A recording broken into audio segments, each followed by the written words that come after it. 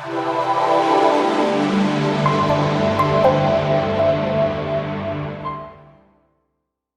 good afternoon, good evening, good morning, wherever you are, and you are very, very welcome to another episode of the Mighty Mini Podcast. As you have often heard me say on the podcast, it's a very selfish endeavor because, you don't get to come on the podcast unless I really admire you or really like you or are really interested in you. And my guest this evening, Mr. Ray Goggins, definitely falls into all of those categories. Ray, how are you? Good evening and welcome.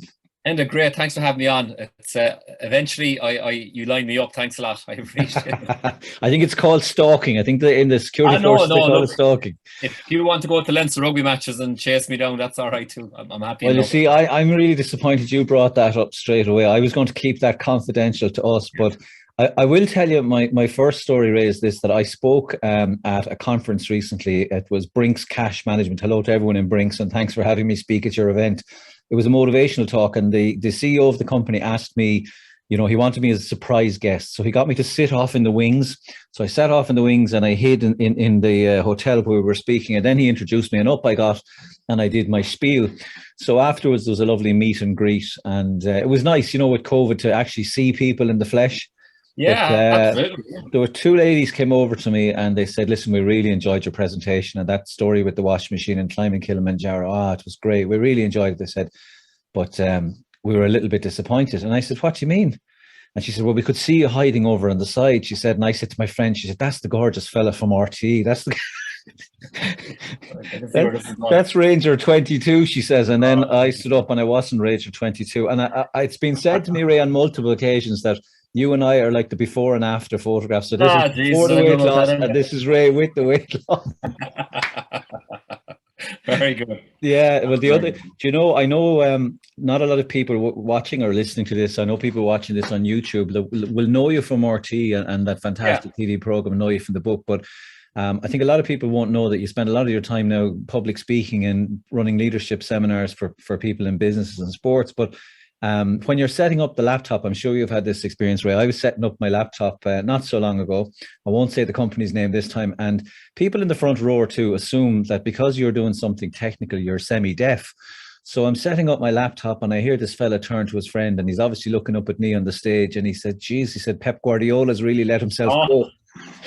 Pep's gone downhill.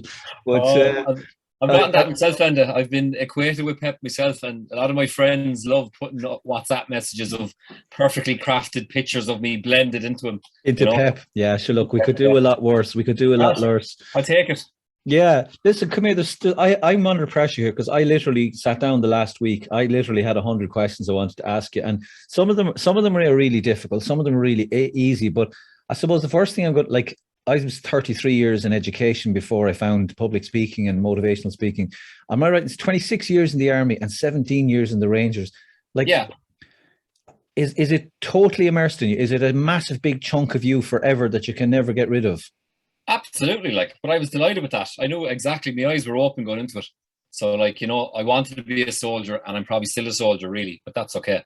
So I was totally lined up for it. It was what I wanted to do, and it was great. I bought into it, I committed to it, body and soul, and it was a great experience. Did you love it from day one? Were you day one, yeah. As a child, I just thought of nothing else. That's what I was going to do. I was going to join the army. Yeah, it's funny. So we have, I won't mention them all. We'll talk about them off air, but I went to Newbridge College. So there were a lot of guys in my class went into cadet school, went into the army, went into the Rangers. And I think one of them you're actually working with in your speaking business. Yeah. a good ex Newbridge College man. A good ex Rasta, a good man. But what I was going to say is I noticed friendship wise. So I was 18, I went to Maynooth and I was on the lash chasing young ones, having a great time.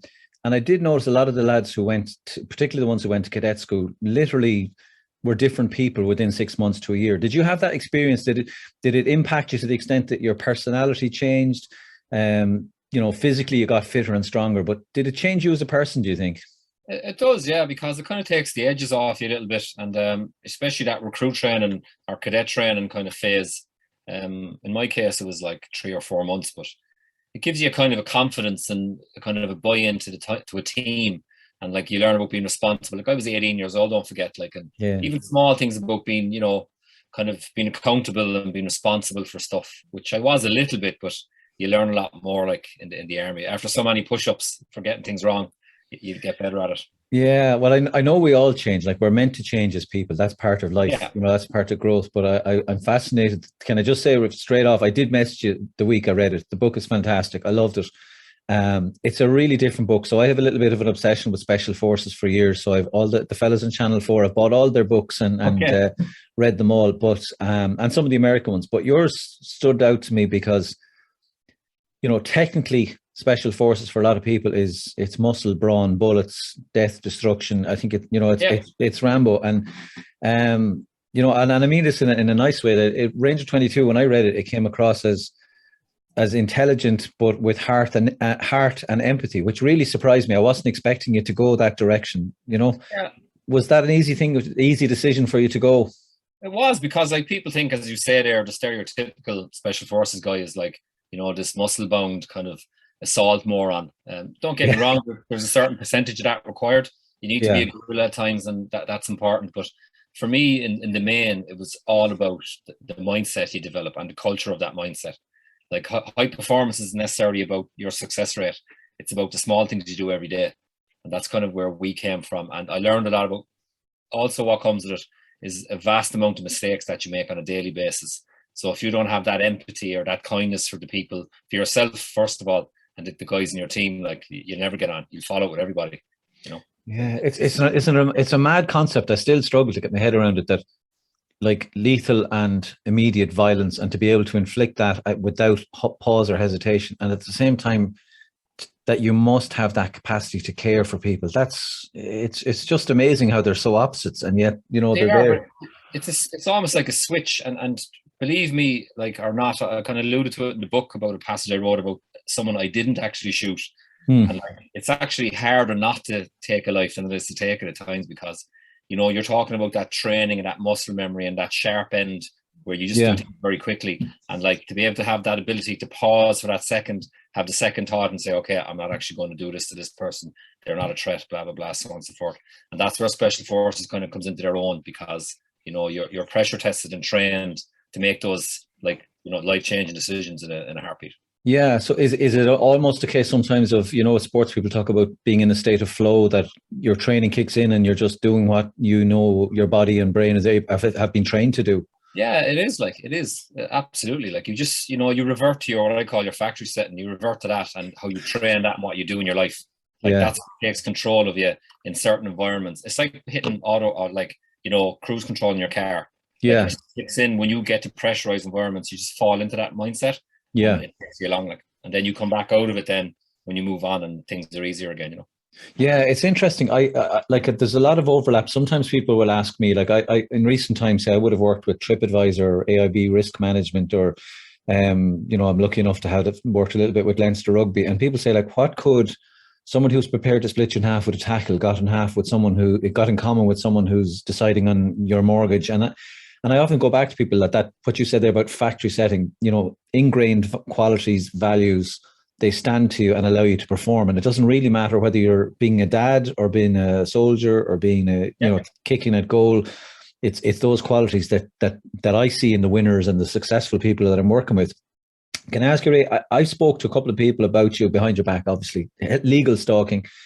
And I was actually shocked at people who what they said about you. And the number one thing they all said was humility and integrity. Every single one of them said, for someone who's achieved so much, like he's a very steady man and takes pride in that.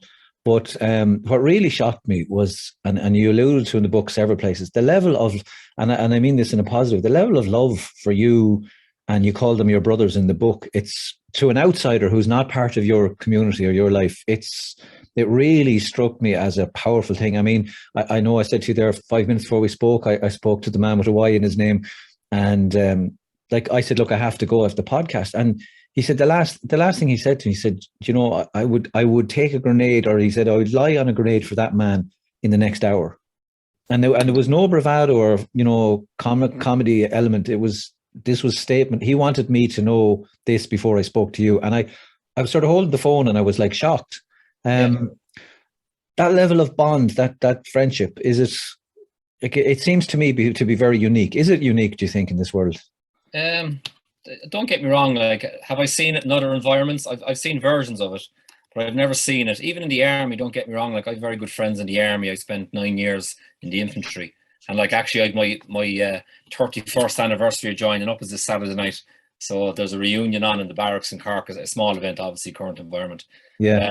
I've seen people make that bond, but not to the level it goes like with like the likes of our colleague we were talking about there. And like when we got through the selection process, which is how you get into special forces, like, you know, there's guys, you lose 90% of what started, and you're bonded together as, like, you know, by adversity, by pain, by hardship, and like you just see each other in an absolutely vulnerable state, and like that bonding with other people when you're up to your neck in it and you're all on your chin strap is like very hard to replicate in an environment where you go home at 5 o'clock, or, you know, you don't live with them. Like, and also, look, I served with those boys like all over the world doing different things, and like it's like your life is in their hands and vice versa. And like when you have that relationship with people, it's very powerful. Like, yeah, you know, it's anyone listen to this podcast who traveled to Kilimanjaro with me on that expedition, like, we'd have had the 1% version of that, but we trained for a year, and like in Egypt, I ran around the countryside with a washing machine on my back for a year and went up and down every mountain I could find in Ireland with the washing machine. But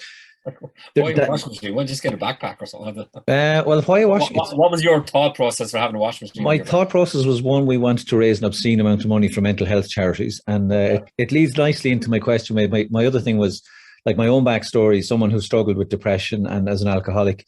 It almost cost me my life. Like, I almost thought that was the only way out. So the washing machine message was really simple. A powerful mental health message for men was, don't carry a stupid load around. You know, the heaviest, most awkward, painful thing I could carry was a washing machine. It nearly crippled me. But my message was, particularly for young men, and if they're listening to this, you know, this week in Ireland, we lose people to COVID, but 8 young people will decide to take their own lives because the load they're carrying, they can't see a way out. You know, they think this is the end. And my message was, put it down, talk to someone. How hard is it to be vulnerable when you're seen as the most elite, toughest people in the country? Like, is it? You know what? Like, people probably be surprised. Like, in your team, like I mentioned there, no choice but to be vulnerable, because no matter how good or how bad you are, there'll come a time in your career or in your training or on an operation where you'll be spent, or you'll be carried by somebody else. And that's a gut check for people. Like, again, when I went to Special Forces, I was a good soldier. I was a high achiever. You know, I always did well. When I went to Special Forces, like, you think you're going at 100%, you're nowhere near it. When you go to Special Forces, the clock, it goes off the dial completely, and you realise then real effort and real kind of vulnerability. So it means then when you're dealing with any situations, like, you have that in the bank. Like, you know how weak people can be, like, and like your empathy and your kind of humility, I guess, and your kindness to people is very much in tuned by it. Like, now, a lot of guys probably wouldn't chat about that with you, but I find it was probably one of the greater lessons I learned. Like, these days, it doesn't matter how good I am at, like, abseiling or blowing doors off. I don't get to do it, like, you know, but I do get to do this on a daily basis with people, like, which is brilliant. You know? Yeah. And do you know, one of my, like, I had multiple highlights in the book, but when I was reading through, the thought struck me, and the question I had for you is, are you lucky, Ray? Would you consider yourself a lucky person in life? Absolutely. I'm jammy, like, absolutely. I am. That's a real Cork. That's a real Cork on this. Jammy. That's up there with Langer. I've been very lucky, like, with, you know, with the path I chose, I guess, you know, the life I led, like, the people I met, more importantly, and, like, you know, the people who gave me a hand all the time and still do. Like, I'm very, very lucky, like, and, you know. Yeah.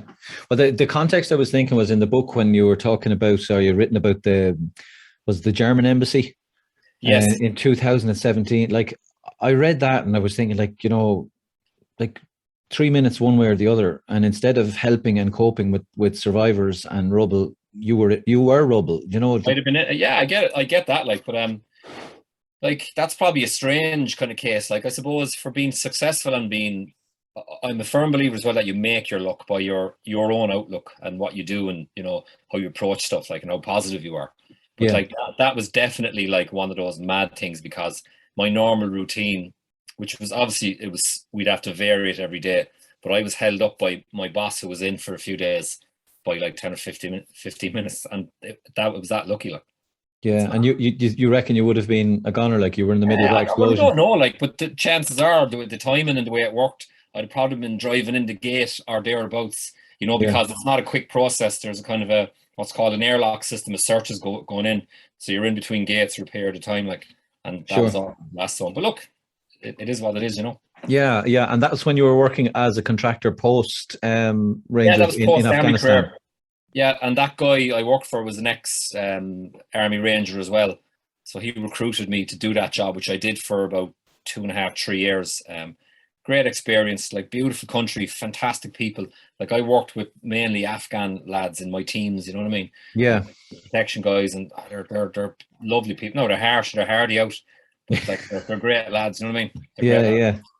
yeah. I think something I love too is I before COVID when I was working a good bit in America and speaking at an event in America, and the Americans love Irish people anyway. But I know, hello to anyone in America listening to the podcast. But I know some lady said to me, she said, "Oh my God, I love your accent," and I said to her, "Geez, I had none on the plane this morning. And I only got it when I stepped off the plane." And she started laughing, I started laughing, but it it became more aware to me as I worked as a speaker in the UK and America that technically we speak the same language and technically we have similar links in our culture. But I think for anyone who's traveled, you start to realize how unique being Irish is and how unique we fit in. There's a lovely bit where I think you've written it, and I also heard you say it in an interview about Irish special forces versus US or Finnish or Danish special forces. That can you tell a little bit about your experience of that, Ray? What the lack of ego, I think you described it as, or the lack of a giant culture, I think you said.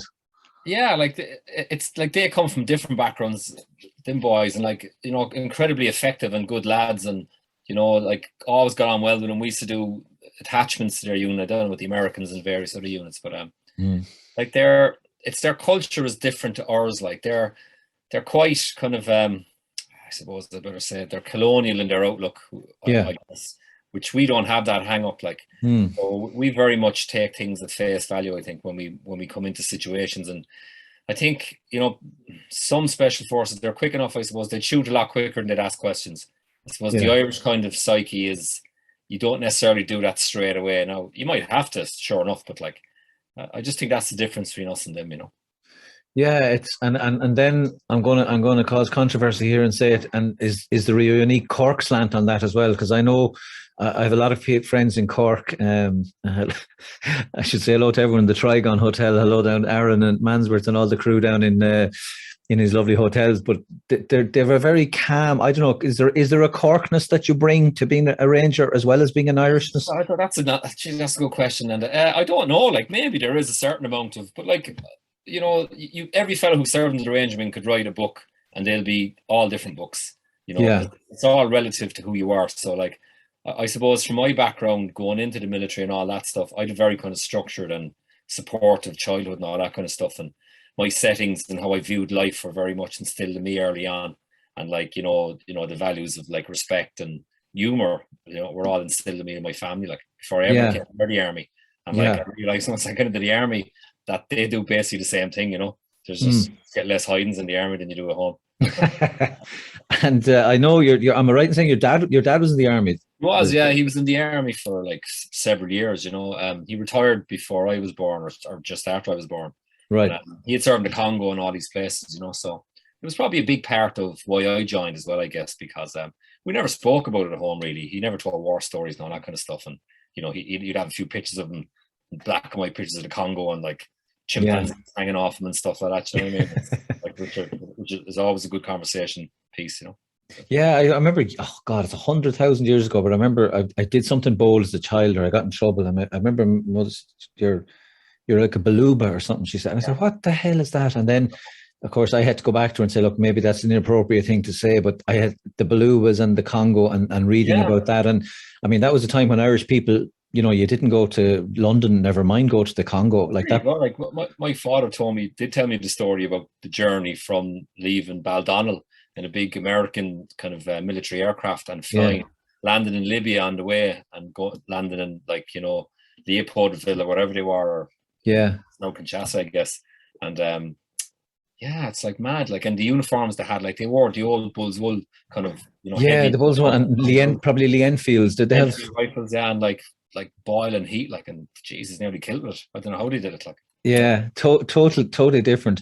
I think, when you watch someone talk about things in life, like there's a particular, like in class when I'm teaching, all the kids, that if they want to distract me, I'll say, "Sorry, did you see Leinster last night?" And I'm gone. They know I can't help myself. I light up and I'm all happy. But I noticed, I watched as many of your interviews as I could and prep for this, and as well as reading the book. But 2 or 3 times I noticed, and I had picked it out in the book. You were talking about Jamie Heaslip's dad.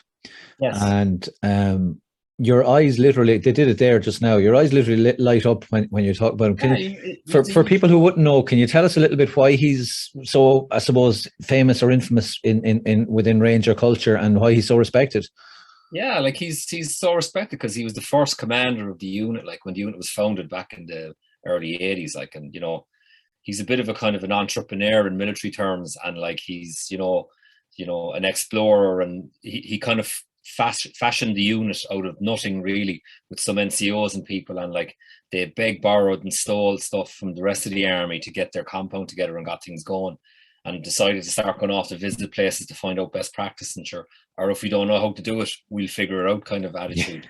So like he's legendary, and a big, strong, tough man, like, either a Limerick or a Clare man, I believe. Played rugby, obviously his son gets it from him too, but like, like I never served with him. Like the only time I served him was when he was a senior officer, he was a colonel. And I actually was his protection officer in Kosovo for something I mentioned in the book. And that was my first time meeting him, ever. Yeah, I like you were talking about, whether you were talking about the Kosovo trial, and it struck me, you were like, there was some fella up being tried, there was some fella before the court, but your focus was Heaslip. Your focus was on the job. Your focus was on task, to do your professional job, and everything else was just, it struck me that everything else around it was just noise, that you were still had that singular focus on what you were doing. And to be honest, like a lot of the case, I can't remember the details of it, like, because that's not what I was there to do. Like, yeah, my job was to make sure that I was half his size, and I'd like to see the man to take him on now, to be honest. Yeah, bodyguard in essence, You reckon he didn't need one? No. Oh no, but I was just glad to hear the stories in the car when he started chatting. Yeah. Yeah. Do you know when, like I said, we have a couple of mutual friends or people that you've worked with, there's such a bond and such a respect for each other, and there's a real pride in what you do. Did it consume you in any way with fear or anxiety that you were going to, as you call it in the book, you're coming out of the closet and going public? Did that cause you much anxiety, Ray? Did it cause you much worry? It didn't cause me much, and to be honest, no. Obviously, it was something I thought about, and I was, because we have a small community, like it's a small unit. Even guys that still serve and extras, the likes of Dick Heaslip you mentioned there, like you answer to them, like no matter what. That's the culture we have. Like you're accountable for what you do, good, bad, or indifferent, and you have to put your hand up if you make a mess of something. So that was very much in my head when I wrote the book and before it. But it was something I discussed with people to get their kind of, their view on it. Some of my former colleagues, some of my former mentors, and serving guys, including the CO of the unit, who's a friend of mine, to just look, I'm thinking of doing this idea. What do you think, like, or what's the input? And like, I was delighted that it was all positive. And since the book came out, I was waiting for someone to, have a cut off me or whatever. And as you do, like, it's human nature in Ireland, isn't it? Yeah. No, like it's been so positive, and the boys in there's an Army ARW association of ex-unit members, and the support I have from those lads is like phenomenal. Like it's brilliant. Like it's great I think everyone's kind of happy that a bit of information came out, because look, we were sitting on secrets for years, and like, it's nice that people see now, look, that we exist, because we, as far as the general public was concerned, we didn't exist. Like the odd guy like yourself is aware of who we are and so on and so forth. But well, my brother-in-law Paul is just retired this year from the army. He's fairly senior up the ranks, but we'd always have had the conversation. Like I was aware, say, of East Timor and what was going on there. But I actually, when I saw you on Off the Ball with the two boys, they were completely horrified to think that you might have to actually shoot someone. You might even have a gun or do something. But as you said, that was part of the role. But when the day we met, Ray, last time we met Yeah. for the first time, it was as you alluded to it. So I'm not outing you here. It was in Oh, it's the okay. it was in the I'm not a Aviva. closet Leinster fan. I was lining them up for the Munster game. Well, I've been telling everyone, well, so we might meet on Stephen's Day in Thomond, but I've been Well, telling hopefully, oh everyone God. that your darkest secret wasn't East Timor, that you really were. I saw you at a Leinster match, Yeah. but you were there with your son or your lovely Yeah. kids. How does how does family or how does the kids particularly cope with, like, literally in the last 2 years you've gone from being dad and Ray to people pointing at you on the street, or I'm sure people coming over for selfies. How's the Yeah, yeah. family coping with that, and how are you coping with Um, it? I find it. I look. I'm a fairly level fella, and I don't get too bothered about stuff, good or bad. I Right. don't over celebrate or under bemoan stuff or whatever the words are. Yeah. So for me, and like my son, for example, as well, is quite calm. He doesn't like look. I'm involved in coaching his football team as well and that kind of stuff. And I'd Yeah. say he just has a pain in his face seeing me and listening to me all the time because he can't turn anywhere when I'm on something. But Yeah. I have a daughter who's 10 and a bit more, look, being a little girl, she's a bit more kind of interested in stuff like this. And she Yeah. finds it all very exciting now. Yeah. Maybe you're lucky. They're still at an age where they think there's a little bit of God in you still. A minor 20, Oh, 25 and 23. And yeah, they're a lot more cynical. And someone said to me, God, you're quite calm and you're quite grounded. And I said, I've no choice in our house. I get cut to shreds if I get any illusions of grandeur. So yeah.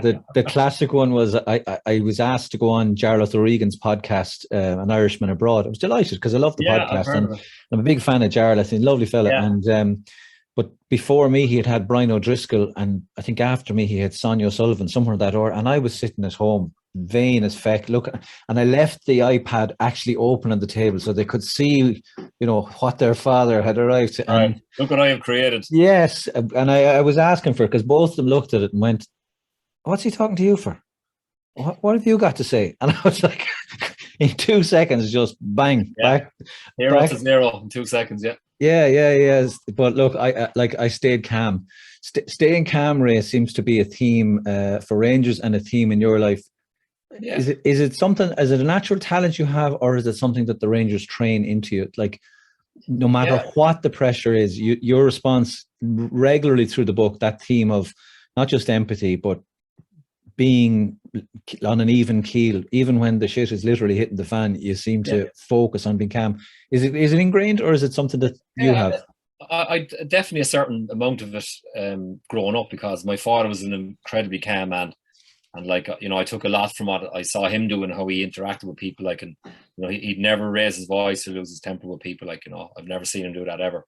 And for me, then the army then kind of gives you a bit more of it, and the Rangering in particular, because like if you can't be calm in any environment, regardless, you're not effective. And like if you lose control, if you panic, if you suffer from emotions or negative thoughts, like you're not effective, and then you're undermining your mission, you're undermining your colleagues, and you're risking your life and their lives by not being able to be calm.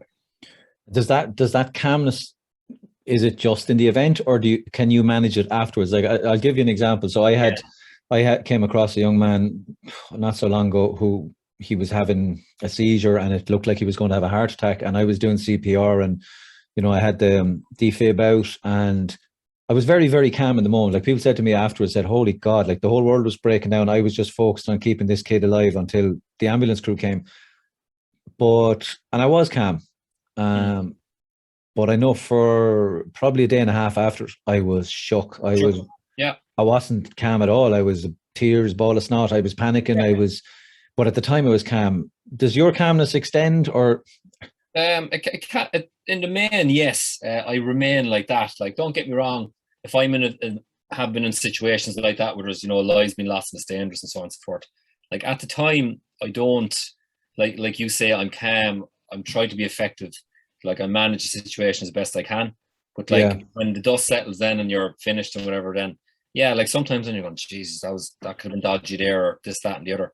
I'm trying to remember situations where I was probably that emotional after events. I don't know. I don't think so. But I did get a kind of a kick one Christmas being home on leave after a kind of a load of events over the period of months that I had dealt with very well. And like but obviously not, because I was just on a bit of a downer after it. It was kind of a succession of things, and had never happened to me before. I never, I never suffered from, mental stress or depression or those things ever in my life. I've been very lucky.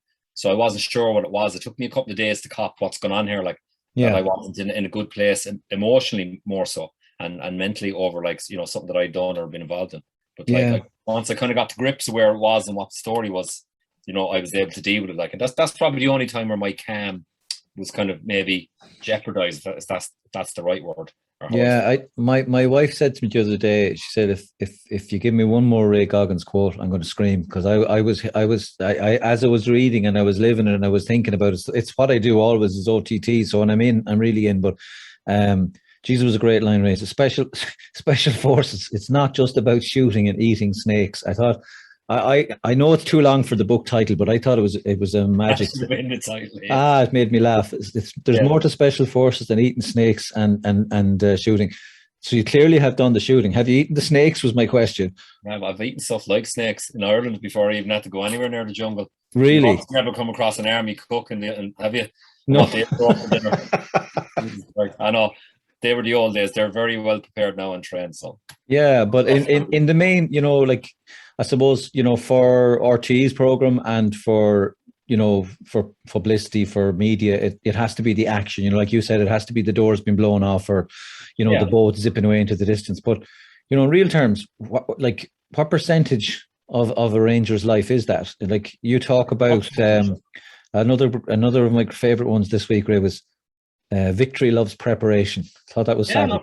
I'm stealing that. But it does. I think that's an old British Army one. I'm not sure where I heard it, but absolutely. And the thing about it's like anything you do. 90% of your work is preparing for something, and then 10% is that chaotic part that you're talking about there. Where you're, in kind of kinetic environments, or, things are going pear-shaped, or not, things are going well, but it's highly pressurized. But to prepare yourself for that, it's all about what you do before it to get ready for it, and how you learn lessons after it. They're the most important things. Yeah, I was fascinated. You were talking about, you said the word kinetic there. There was I had heard you speak about before about, I'm not sure, was it surveillance, FID? FID, yeah. FID and kinetic. Could you break that down in terms of what a ranger does? FID is, so that's kind of an old LRP process. So you LRP, or long range reconnaissance tactics, where a lot of the tactics that special forces would use, because that's the kind of category you fall into, because you have small elements in advance of normal bases, and they're on their own basically. So you have you've what's called SNR as a surveillance reconnaissance mission. You're gathering information. You have a DA, then a direct action mission, which means you're going in to either grab or take someone out, or whatever form that is. And what FID then is, it's foreign internal defense, which is you going off to bolster up a foreign country, or train their army, or be involved in patrols with them, for example. So they're the kind of the three categories, and everything kind of fits into that then. And the operation you get will fit in under that heading. So it's a case that the media tends to focus and sell kinetic. Yeah, kinetic is the new buzzword. It was direct action a number of years ago. Now it's kinetic. Right. Yeah. Right. There's obviously I haven't shot anyone, not intentionally, maybe the odd pheasant here or there, but there's loads of parallels or loads of common core beliefs that I'd hold, that I read through the book. And can I just say, anyone thinking of buying a book for Christmas for granddad or dad or brother or uncle, buy it for yourself first of all. It's a great read. I think a lot of people, when it says Ranger 22, I know that's the identity. I'd hate people to think that it was just a book about, tank tracks and machine guns, because it's not. There's a million times more stuff, and there's good crack in it too. There's laughs in it. But you make the point regularly that your physical fitness is absolutely, it's totally part of your life. It's part of who you are, being fit. It seems to affect, well, I know, for someone said to me, do you really go to the gym 7 or 8 times a week? And I said, yeah, I do, because it's my antidepressant, it's my sleeping tablet, it's everything for me, A happy place. Look, I'm the same, and I very much tie up your physical wellness with my emotional and my mental wellness, because I try and work on all three of them on a daily basis. So I often do it, I can combine all three in a PT event. Once a week there I do a mad kind of one with a log up the forest there that I do. And people think I do it, right? I'm mad and to hurt myself. I don't, because I do that because it keeps me in contact with the voices in my head saying no or tell me to quit and tell me to stop and all those negative things. So that's why. But for me, it's so important to get those three connected. You know, it's a huge deal. And like you, like when I'm in good shape and I'm happy, and like I'm no athlete now. I train away. I don't go 7 times a week. I probably do 5 or 6. Yeah. But I do my own training here. I'm a former fitness instructor in the army too, so it was always my thing. And I find like when I train, I feel better about myself. Like I eat better, I sleep better. Like, you know, I'm just better at dealing with people. Like even sometimes if I'm here and I'm busy and I don't get to train, my wife came in one day because I was being particularly a pain in the arse, and she put me runners up on the desk. She says, "There you go." She said, "Get out for that." Like I say, we have so many things in common. So shortly before I did my first Ironman, I was consumed with fear and doubt. And I came into my wife, actually in the room I'm sitting, she was correcting leaving cert exam papers. And she said, "Will you get me something?" And I said, "Yeah." I thought she was going to say a cup of coffee or a glass of water. She said, "Will you get the Visa card?" And I got her the Visa card. I said, "Feck, she's buying something again now, you know." And she handed me the Visa card and she said, "Will you enter that race and stop living your life in fear?" And I went, "What?" And she said, "Go and do it now." And I said, "Like, it's €600. She said, "Enter the race." Yeah. And I came back down, white as a sheet, handed her back the credit card. And I said, "What'll I do now?" And she said, "You better get off your fat arse and get on the bike quick." But start training. Yeah, but she's right. It's the action thing. And I think, you know, you're right. You know, training for adversity. Like I was talking to, I can't think what they call Trinity Marketing. Hello to everyone in Trinity Marketing. I was working with Trinity Marketing recently, and I was talking about endeavor and effort. And I said, you know, when I did 9 marathons in 8 days with a washing machine on my back, the pain or the step that I took at the start was identical to the step I took at the end. The only difference was I had to make a decision to keep going. And you know, people say, "Oh, how did you do this? Or you had broken feet? Or how did you keep going?" And I said, "Look, it's just literally one step forward. That's all I did." And I just repeated one step forward. But I think I agree with you, Ray. It gives me a great sense of self-belief. It gives me a great sense of comfort. If I'm like the last time I was on with Ray Darcy on the TV show, nobody could see it, but underneath my sock on my right foot was my little timing chip. You know, the strap you give you from Ironman, and just to remind me that if you got through that, like you were saying earlier about that emotional resilience, sometimes for me anyway, I can build it on physical resistance, being able to get through something absolutely shitty that's tearing you apart physically. Yeah. Allows you to get through mentally. What would you say to someone who, like, it's easy, you and I could have a love in here now and talk about all the mad things we'd love to do, but what would you say to someone who doesn't get that way? I sometimes struggle to explain to people.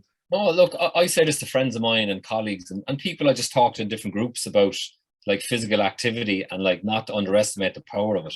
And like, you don't have to be an Olympic athlete or do Ironmans like you were running wash machines on your back or go in the jungle or whatever it is. Like, it's all relative to you. And even if you get up, like even small things in your day, like if you get up and do a small walk, you know, give your body 30 minutes a day like that. And it's just a simple walk. Just get out in the air, because we're designed to move. Like, we're animals. We're designed to be active. We're not designed to be sitting down. Like, it's not good for us. Like, it's not good for your body, and it's certainly not good for your head. Like, you know. No, it's definitely not good. I work with students. Sometimes I mentor students for performance as well as companies. But I asked a guy 2 years ago who got maximum points in his leaving cert, and I said to him, "What's the number one tip you give other students studying right now?" And I thought he was going to say, you know, structure or revision or, you know, exam papers. And he was brilliant. He just said to me, number one tip that allowed me to get the best leaving cert was every morning I got up and I swam for 40 minutes. He said, it relaxed me. It helped me focus. It helped me sleep. He said it was my number one thing. He said, there's other things I did. He said, but that exercise was crucial to them all, you know? And Ray, would you do exercise apart from you run up the forest with logs? What else would you do? I do just simple stuff, Enda. So I do a lot of TRX and like body elastics, body weight stuff, you know, pull-ups, dips, and I run. That's it. I don't do. And now when I'm not back swimming yet, because I had a shoulder injury, but I swim a lot too. I think swimming is great for the head. Like that boy said there, it's brilliant. Like, you know, I always swam. I love it. It's great. Yeah, I suppose that's the thing I like too about exercise, the simplicity of it. Like. So the other night in the gym I'm in here in Waterford, in the arena, one of the things that I was set to do by this trainer was you had to take a third or a half of your body weight and do a kilometre as fast as you could. And at the start of it, I was thinking, Jesus, podcast bills, money, Christmas presents, Santa, COVID, and about 40 seconds in, all I was thinking was, geez, if I throw up here, I'm going to make a show of myself. Yeah. And, but you're just, yeah, it was just so simple, just so simple. And but you know what? I'd be a big advocate of like simple training. Like, I don't like even that log thing. Like, I could get one of these weighted backpacks and something fancier that's probably easier on my body. But I like the lump of a tree that I hide up there. Like, it's wet, the bark is hanging off it. It's yours. Like, the only thing is I have to hide it. I have to keep it away from the car park, or someone will bring it home, burn it. So I actually hide it in the forest. Ray, you often talk about, in performance, you say the people who have a clear set of goals and a clear plan and then pursue it with, not violent action, but, full on action. Yeah. Where are your goals at the moment? Like, what have you planned for the future? Or are you just lost in this world of endless interviews and podcasts? No, I'm not. Like, my plan at the moment, like, is, I have a training business. I've established that this year. It's been established quite well. So my kind of goal for the next 12 months is to, get a good client base and that, be professional about it, enjoy it. There's more talks with RT for other kind of projects. I recently done a tour with Rory O'Connor there, which is Rory Stories. Yeah, it went very well. Yeah, Rory Stories. So it actually went very well. Like an unusual pairing. I give it with, like, kindred spirits, definitely. Very similar mindset, came to it in a different way to me, which I love. Like, I'm the kind of guy, like, I like the challenge of not life, but I like difference. I actually enjoy adversity. Don't get me wrong. I like sitting on the sofa having a beer and watching telly too and putting my feet. But I like the fact that, like, I can't control everything, and that kind of buzz of the fact that it mightn't go right, or this is new. What am I going to do? I love that, because that keeps you effective, and that keeps you resilient. It keeps you in a good place in your head where you're not too comfortable. And if things go a little bit askew, then you're able to deal with it, like, or not. You just, okay, I'm after making an absolute balls of that. I'll just do something else. Yeah, it's funny. I think I was talking to someone the other day. I was saying that they said you don't seem worried about failing, because, like, if someone said to me in the morning, there's an opening in Ireland for peanut butter flavored jelly beans, I'd say, right, should we give it a lash? Let's go. But I've shared that thing about, oh God, what do people say about me, or what if it doesn't work, or who does he think he is, or I've shed all that, and it's very liberating. Like, but I do, like, I agree with you. I think variety it literally is the spice of life. I love it. Ray, my alternate title for your book, right, was From Flash to Bang. That's what I would have. I know now. I know there's probably all sorts of marketing and editors and had a more of a say than you had in it, but can you tell people what flash to bang means in range of community? And then my other question I was dying to ask, I couldn't find it anywhere, is how much does flash to bang actually cost? Flash to bang. Like, there's a few connotations of flash to bang. The kind of simplest version of it is, like, if you instill a plan from its inception to when it actually goes live, and it, it goes kinetic, for want of a better word. So that's one connotation of it. Or, if you're training a guy, when you start training to when he's effective. Yeah, that's from when you qualify. So you pass selection. That's when you're actually in a team, and you're effective and you're at the sharp end. Like, that's flash to bang. But there's probably a few other ways you can use it, but they're probably two ways I use flash to bang. Yeah, and in terms of somebody, like, how much does a ranger cost? From somebody comes in and they've just passed selection and then they finish up their career to in terms of kit, equipment, time, training, travel. I do you know what? How long is a piece of string? Like, it's probably a vast amount of cash, but, like, I never had to think about that. Like, where the money came from, I never had to worry about. Like, my job was completely different. And, like, there was guys in my unit who could answer that question for you. I just never. It was out of my remit. And if it's not in my remit, I don't even consider it. Like, yeah, it's something I'd heard you speak about, and it always struck me too. It's funny sometimes in Ireland, we're great at some things, but some things we're terrible at. That it struck me that it's clearly millions of euro to get a ranger team. Probably for me personally, like, 17 years of even the selection course stuff, kitting me up, going overseas, equipment, weapons, like the dive kit. Once you start into the dive equipment and some of the paraphernalia, like the breeder systems alone were like 30 grand each, the oxygen for the breeder systems. Like, and you're looking then at, like, submersibles, not probably millions. Like, yeah. Well, it just struck me that we spend all this money on assets and on humans and training, and then you know, I'm just looking at yourself. You're still a relatively young man. That, you know, that I did read and I heard you speak about the fact that the turning point for you was that wage, you weren't being paid, you know, you weren't getting the remuneration that you should have been getting, and that was helped you make your decision to move on. It just strikes me. It's sad really, because look, don't get me wrong. If I was, and look, I'm not saying I wanted millions. I just wanted to be able to cover my ass, I suppose. But like, you know, if I had been looked after like that, and a lot of fellas like me, and I'd still be in the military in some way, I wouldn't have left it because I was designed to do it. Like, and you know, it worked out great for me. But yeah, it's a hard step to go into the private sector, and like, you know, it was a decision I probably dragged out for a couple of years, really.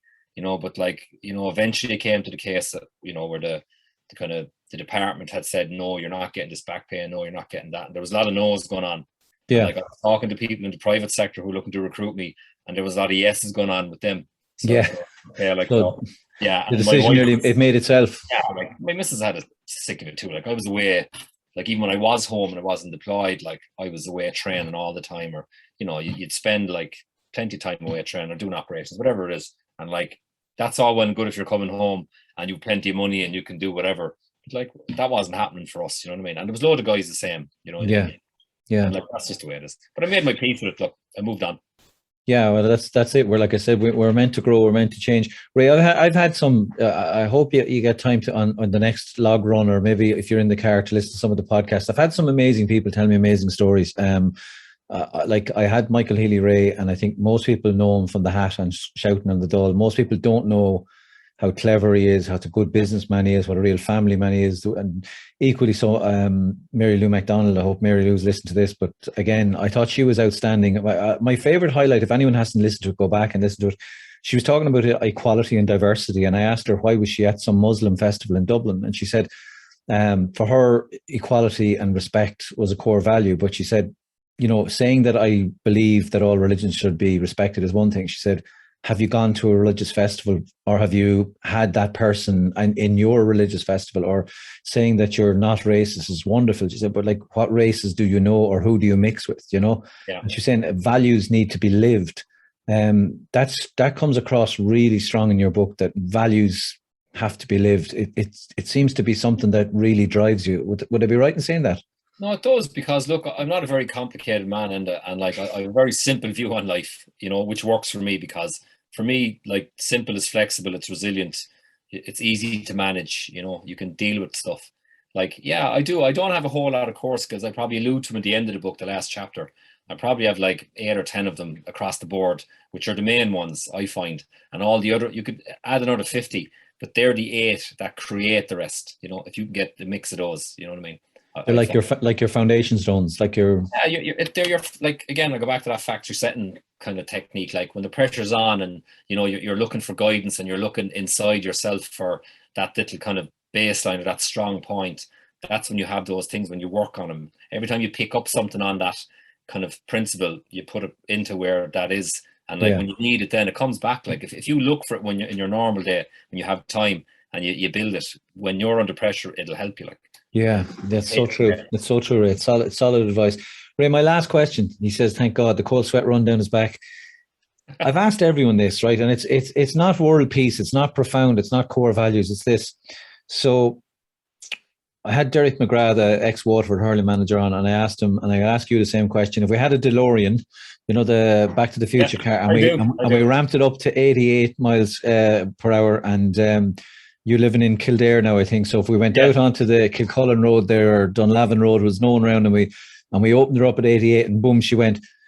What would you set the time display to? And I ask, when I'm asking this, what I want to know is there a time in it that you can remember in your life that you'd love to go back there? So for anyone who hasn't listened to it, Derek wants to go back to Ballybeg, where he grew up as a kid, to where hurling matches went on for 16 hours, or, you know, you only stopped because you were sunburnt, or you were starving. And I think, I'm trying to remember back. Actually, Jarlath O'Regan gave a great answer. He came on to my podcast as a payback for being on his, but Jarlath said he wouldn't use it. And I said, why? He said, because my memory of those perfect times, maybe it's flawed, and maybe I'd like it to stay like that. He was the only one who refused the ride. But is there a time in your life that you can think back to, either, you know, in your childhood or your adolescence or in the Rangers? If I gave you the car for 10 minutes now, is there an hour you'd go back to? That's a good question. I'd probably go the line of the easy answer for me would be to say, "I know I'm happy as I am, and I wouldn't go back or whatever." But like, Yeah, I'm sure there is. I think my first couple of years definitely in the Ranger Wing because the learning curve was so steep. They say you learned all the most important things in the first 4 years of your life as a child. Like, I don't know, like I would disagree with that in the Ranger Wing. First 3 or 4 years I did now, and like the stuff you're picking up off these guys, and before you know it, you're in that kind of vein then yourself. Like 5 years later, you're one of those guys. So like, I'd probably go back to that time. yeah, yeah. It's a good answer. Good answer, Ray. What, like, I'm sure it was magic because I mean, particularly to be selected is a huge honor, and you've reached, but it's really the start line. It is like you're only like it's the interview. Yeah, Selection is the interview. Like the real work starts when you go on, on an operation. And I mentioned it in the book about like I realized why the training has to be so hard. When yeah. you're dropped in the jungle at night and you have to go off somewhere and do something, like you need to have a good kind of grip on yourself and what's going Yeah. on. You should have, the line on Instagram or on Telegraph, whatever you're using here, we should have this as a paid endorsement. I should say this is not a paid endorsement. I just really am a big fan of Ray's and a big fan of the book and what it stands for and what it's about. I have 25 more questions, Ray, that I'm not going to ask you because otherwise Okay. this will turn into a confirmation mass. But I'll catch you in Thomond Park. but fair enough on Stephen's Day. But here's the thing is, for anyone who hasn't read it, there's some brilliant stories and brilliant insights on bodyguarding and the life and celebs. I loved all that stuff. And equally so, there's lots of insights and stories into characters and events on the RT series. If you've been following that and watching it, there's great insights there. It's a really, really great book. Ray Goggins, thank you so much for coming on the Mighty Mini podcast. Remember, if you've enjoyed this, please like it or share it or send it to your friend or your granny or someone. Please check out the other episodes. And thank you so much to all those people who continue to send kind emails and texts and supports. And remember, if you've got any ideas for a guest, someone you admire that you'd like to have on the Mighty Mini podcast, why not just send me a link? Have a great day. Thanks for listening. Take care of yourselves.